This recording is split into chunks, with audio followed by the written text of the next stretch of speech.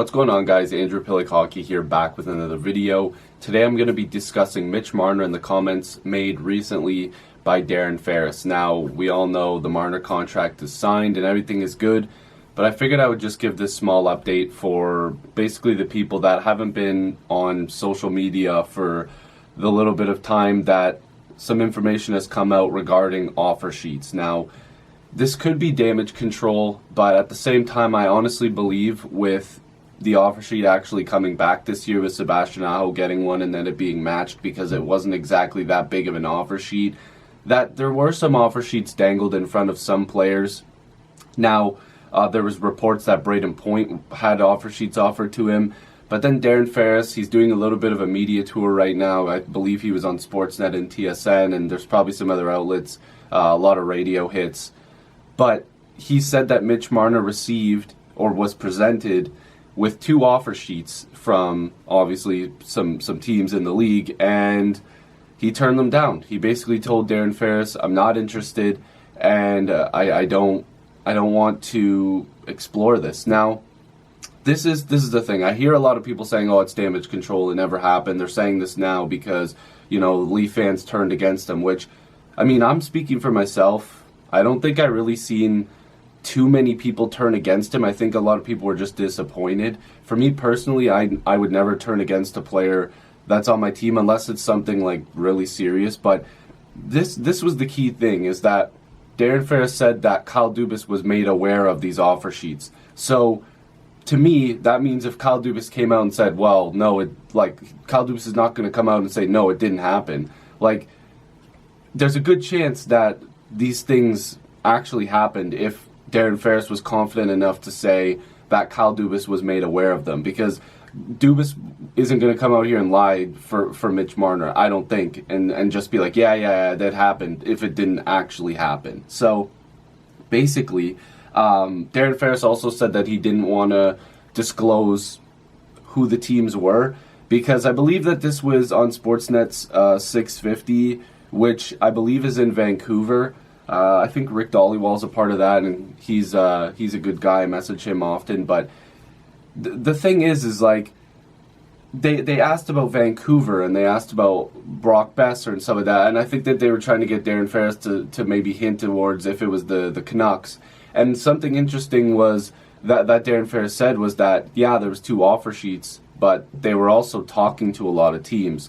So maybe there were some teams that were on the fence about it, and they didn't do anything because Mitch Marner was turning it down. So I'm not positive that this is something that actually happened, but at the same time, if I were to give my opinion, I think it did, just based off the fact that Mitch Marner is really talented, and it seemed like the Leafs and Marner were really far apart at some points this year, or at least this offseason. And, the fact that he said Kyle Dubas' name makes me think, okay, there's a really good chance that if you're saying Kyle Dubas was aware of this, that it actually happened. But again, Marner signed, so that doesn't really matter. But, Ferris also mentioned that Marner's goal the whole time was listen, let's just get this deal done. I want to be a Maple Leaf. I want to play. So I don't know, but you can make that decision up for yourself. And Darren Ferris also said that 90% of the stuff that was put into the media wasn't true. It was fabricated, and that the Zurich Lions of the Swiss League thing was only for him to work out, which, I kind of figured that. I'm pretty sure nobody expected Marner to just go and play in the Swiss League, but it kind of threw people off when it was the Zurich Lions, Matthews' former team. A lot of people were kind of shaking their heads oh, come on. But we all knew he was never going to play there. It was just to work out if he had to. That happens a lot with a lot of teams. We're seeing Laine go through it right now, and I think Rantanen is also working out somewhere else. But Ferris also mentioned that, teams have to be able to secure their star players and keep them long-term. Self-explanatory. But he was also talking about the cap situation, and that the salary cap has hemmed people, and that the salary cap system doesn't work, and that teams are handcuffed. Now, this makes sense for big market teams, but there's teams that aren't going to get the same funding if there were no salary cap.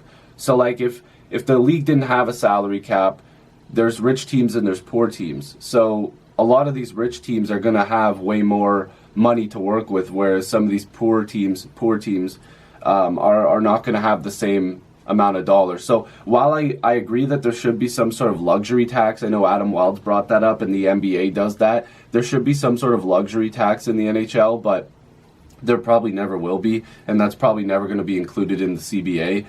But that's a good idea, and I think that I agree with Ferris that the salary cap isn't exactly structured properly, because I guess you can say, because I'm a fan of the Leafs, that obviously I'm in favor of no salary cap, but there are a lot of teams in the league that probably could afford to have more players with more talent, pay them more. The league would probably be a lot more fun because teams are a little bit not as hesitant to give a little bit more money. But again, I'm getting off track. This is something that I could talk about in another video, but it seems to me that Mitch Marner has turned down a couple offer sheets. So what teams do you think that were the teams that offered him something? Could have been the Habs after failing on Aho. Could have been the New York Islanders, who a lot of people thought were going to offer sheet him. Was it the Columbus Blue Jackets that was rumored to be preparing an offer sheet? I don't know. There's a lot of teams that were interested early on in Mitch Marner, and that kind of faded away because, you know, they have to make their own moves when Marner's saying, listen, man, like I'm not interested. So let me know what you guys think down below. If you're new, make sure to subscribe. I'd love to have more hockey conversations with you. Join the squad. Let's get to 7,000 subscribers, and I'll see you in the next video or stream. Peace.